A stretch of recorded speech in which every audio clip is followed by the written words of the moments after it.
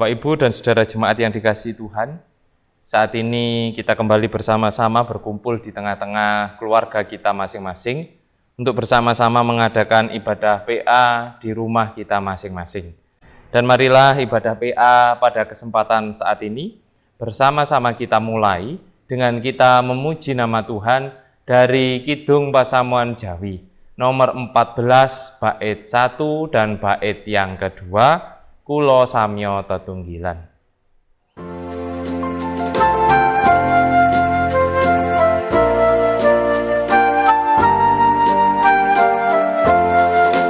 Kulo samyo tetunggilan, kabekti ring pangeran, wit sinungan kajekapan, wabakas kasarasan. Kulo tansah nulung Gusti, tanajri aseyekti, witing ayo ring sira, sestu tentrem raja.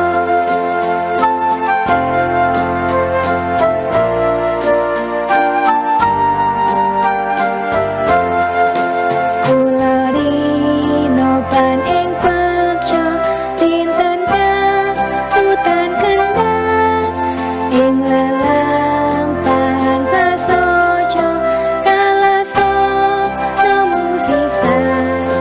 Kula tansah nggunggung Gusti, tanajri aseyekti, witing ayo ming sira, sestu tentrem raja.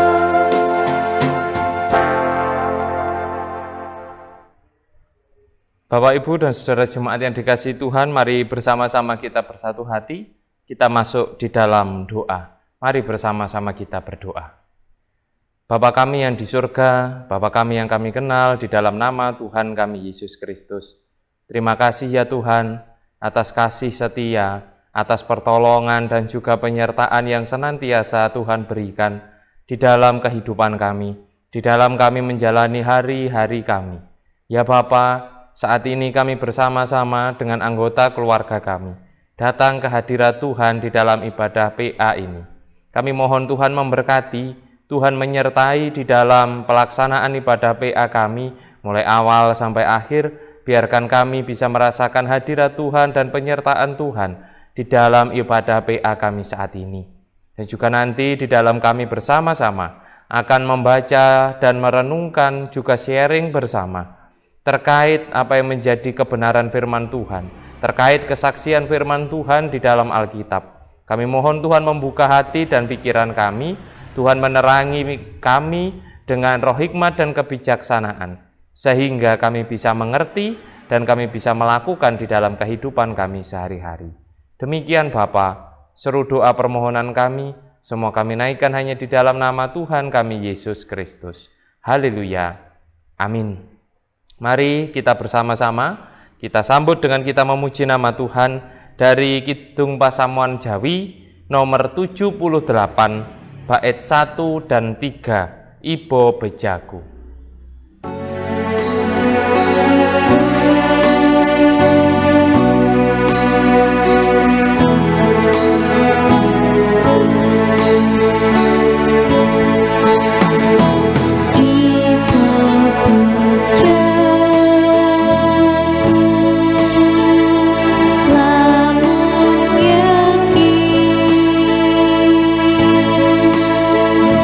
Yesus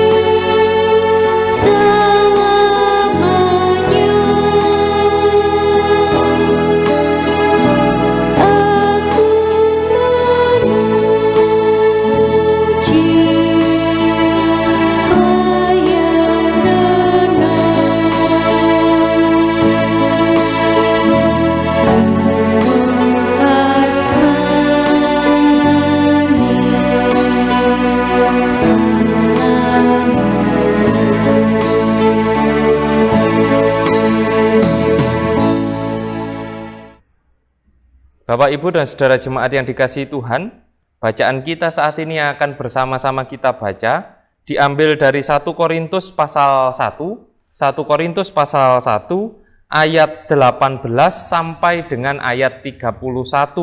Akan saya bacakan untuk Bapak, Ibu, dan Saudara sekalian yang demikian bunyinya. Sebab pemberitaan tentang salib memang adalah kebodohan bagi mereka yang akan binasa. Tetapi bagi kita yang diselamatkan, pemberitaan itu adalah kekuatan Allah. Karena ada tertulis, aku akan membinasakan hikmat orang-orang berhikmat, dan kearifan orang-orang bijak akan kulenyapkan. Di manakah orang yang berhikmat? Di manakah ahli Taurat? Di manakah pembantah dari dunia ini? Bukankah Allah telah membuat hikmat dunia ini menjadi kebodohan? Oleh karena dunia dalam hikmat Allah tidak mengenal Allah oleh hikmatnya, maka Allah berkenan menyelamatkan mereka yang percaya oleh kebodohan pemberitaan Injil. Orang-orang Yahudi menghendaki tanda dan orang-orang Yunani mencari hikmat. Tetapi kami memberitakan Kristus yang disalibkan. Untuk orang-orang Yahudi suatu batu sandungan, dan untuk orang-orang bukan Yahudi suatu kebodohan.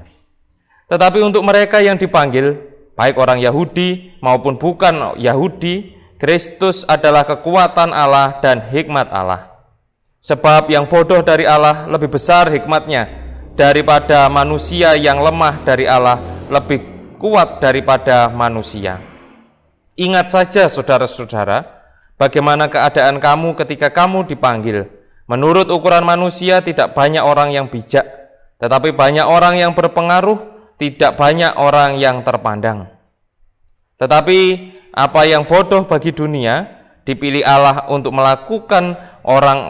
memalukan orang-orang yang berhikmat, dan apa yang lemah bagi dunia dipilih Allah untuk memalukan apa yang kuat, dan apa yang tidak terpandang dan yang hina bagi dunia dipilih Allah, bahkan apa yang tidak berarti dipilih Allah untuk meniadakan apa yang berarti, supaya jangan ada seorang manusia pun yang memegahkan diri di hadapan Allah, tetapi oleh Dia kamu berada dalam Kristus Yesus, yang oleh Allah telah menjadi hikmat bagi kita. Ia membenarkan dan menguduskan dan menebus kita. Karena itu, seperti ada tertulis, barang siapa yang bermegah, hendaklah ia bermegah di dalam Tuhan. Demikianlah kebenaran firman Tuhan.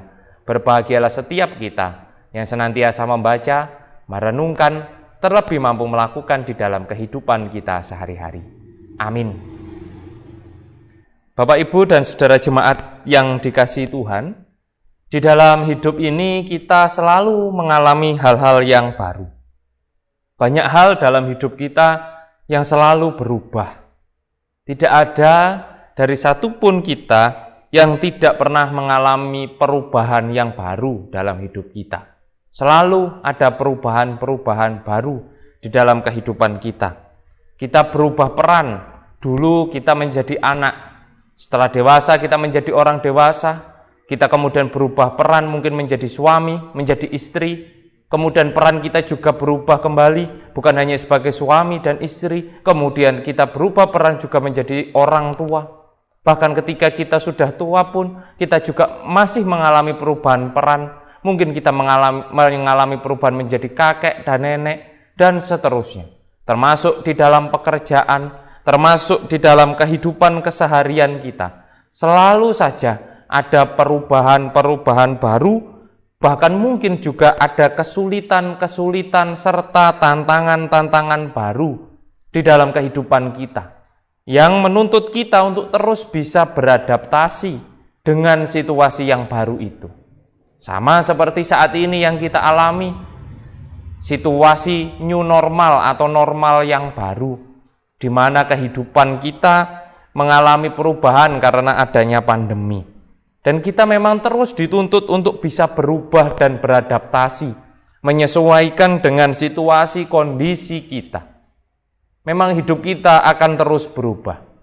Tetapi ada hal yang tidak pernah boleh berubah di dalam hidup kita.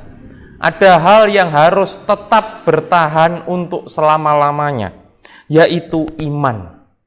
Iman tidak boleh berubah. Iman tidak boleh berkurang. Malah iman harus semakin kuat di dalam kita menjalani kehidupan. Karena itulah yang menjadi dasar bagi kita.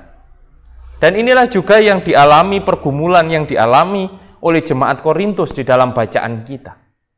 Mereka, jemaat Korintus ini, ada orang-orang Yahudi dan ada juga orang-orang non-Yahudi atau orang-orang Yunani, di mana mereka punya latar belakang sendiri sebelum mereka menjadi para pengikut Kristus. Orang-orang Yahudi identik dengan tanda-tanda nyata yang harus mereka lihat, bukti-bukti nyata dari iman kepercayaan mereka. Dan juga orang-orang Yunani yang dikenal dengan sebagai orang-orang yang berhikmat, orang-orang pandai, para filsuf yang mengunggulkan pikiran mereka, yang mengunggulkan kemampuan mereka, hikmat dan kebijaksanaan mereka sendiri. Dan itu yang dibawa oleh mereka. Dan itu yang dibawa oleh mereka sebagai pengikut Kristus. Sehingga ketika Rasul Paulus mengajarkan hal yang baru, yaitu tentang salib, tentang pengorbanan Yesus di kayu salib sebagai korban penebusan dosa. Tentu ini hal yang sulit diterima, baik bagi orang Yahudi maupun bagi orang-orang non-Yahudi. Mereka tidak biasa dengan pola pikir yang seperti ini. Orang-orang Yahudi selalu beranggapan bahwa kalau memang dia adalah raja, maka dia harus menang atas segala kuasa-kuasa yang lain, bukan kalah, dibunuh, dan mati. Begitu juga orang-orang Yunani. Mungkin mereka berpikir hal yang tidak masuk akal yang dilakukan oleh Yesus dengan mengorbankan dirinya di kayu salib. Oleh karena itu, dikatakan tadi di ayat yang ke-20, di manakah orang yang berhikmat, di manakah ahli Taurat, di manakah pembantah dari dunia ini? Bukankah Allah telah membuat hikmat dunia ini menjadi kebodohan? Nah, hal inilah yang disampaikan oleh Paulus. Paulus berusaha meluruskan pemahaman baik orang-orang Yahudi maupun orang-orang non-Yahudi supaya mereka tidak mengandalkan kemampuan dan pikiran mereka sendiri. Seperti tadi dikatakan orang di ayat 22 sampai 24, saya ulangi, orang-orang Yahudi menghendaki tanda dan orang-orang Yunani mencari hikmat. Tetapi kami memberitakan Kristus yang disalibkan untuk orang-orang Yahudi suatu batu sandungan dan untuk orang-orang bukan Yahudi suatu kebodohan. Tetapi untuk mereka yang dipanggil, baik orang Yahudi maupun orang bukan Yahudi, Kristus adalah kekuatan Allah dan hikmat Allah. Inilah yang ditegaskan oleh Rasul Paulus.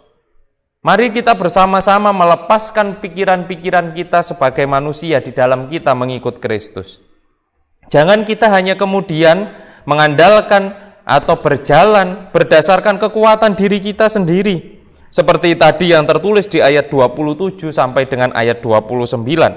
Harapannya supaya tidak ada seorang manusia pun yang memegahkan dirinya di hadapan Tuhan. Tidak ada satu orang manusia pun yang menganggap dirinya baik di hadapan Tuhan. Tetapi marilah kita bersama-sama bermegah karena Kristus. Seperti yang tertulis di ayat yang ke-31 tadi. Karena itu seperti ada tertulis, barang siapa yang bermegah, hendaklah ia bermegah di dalam Tuhan. Inilah yang disampaikan Rasul Paulus. Pengajaran yang diberikan Rasul Paulus kepada jemaat Korintus adalah agar jemaat Korintus di dalam mengikut Yesus, di dalam mengikut Kristus ini tidak lagi mengandalkan pikiran mereka sendiri sebagai manusia, tetapi belajar untuk mendengarkan, belajar untuk menghayati apa yang menjadi maksud dan kehendak Tuhan. Dan itulah juga yang mungkin diharapkan kepada kita juga saat ini. Mari kita rubah cara berpikir kita. Karena mungkin selama ini justru pikiran kita, perasaan kita sebagai manusia yang menghalangi kita untuk merasakan karya Tuhan. Maka mungkin sudah selayaknya bagi kita untuk menyerahkan seutuhnya hidup kita kepada Tuhan. Kalau dulu mungkin 99% adalah pikiran kita, 1% kita serahkan kepada Tuhan, mari coba kita balik. 1% itu adalah pikiran kita sebagai manusia, sisanya 99% kita serahkan kepada Tuhan. Kita mengikuti apa yang menjadi maksud dan kehendak Tuhan. Dan marilah terus memegang apa yang menjadi maksud dan kehendak Tuhan itu dalam hidup kita. Jangan pernah dilepaskan.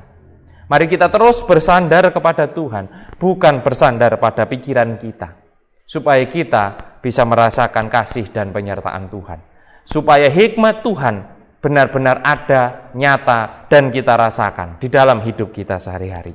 Dan silahkan nanti di dalam keluarga bisa disaringkan terkait pertanyaan, yaitu pernahkah Anda merasa jauh dari Tuhan karena disibukkan dengan aktivitas kehidupan kita sendiri? Silahkan ceritakan pengalaman itu. Saya ulangi, pernahkah Anda merasa jauh dari Tuhan karena disibukkan dengan aktivitas kehidupan kita sendiri? Ceritakan pengalaman itu. Selamat ber-PA, selamat bersharing, dan selamat menyerahkan hidup kita seutuhnya hanya ke dalam tangan kasih Tuhan. Tuhan memberkati kita semua. Amin. Mari bersama-sama kita sambut kebenaran firman Tuhan ini dengan kita memuji dari Kidung Pasamuan Jawi nomor 117. Kala kula dawah.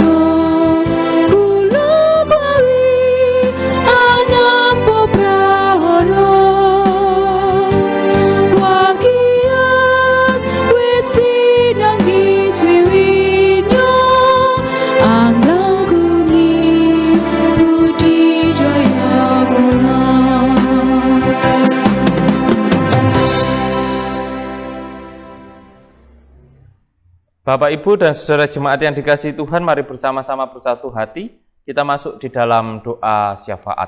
Mari kita berdoa. Bapa kami yang di surga, kami mengucap syukur Bapa atas kesempatan yang telah kami rasakan bersama dengan keluarga kami. Kami percaya Tuhan senantiasa menolong dan memampukan kami, dan biarkan kami hanya terus bersandar kepada Tuhan, tidak hanya mengandalkan kemampuan dan kekuatan kami sebagai manusia, tetapi ajari kami untuk terus mengandalkan kekuatan dan kasih Tuhan.